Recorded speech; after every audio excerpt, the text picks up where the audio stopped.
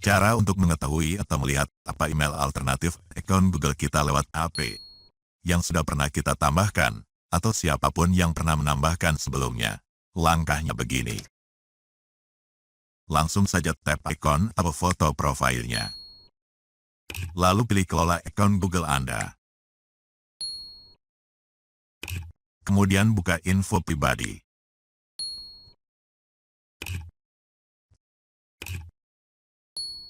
Tap pada bagian email.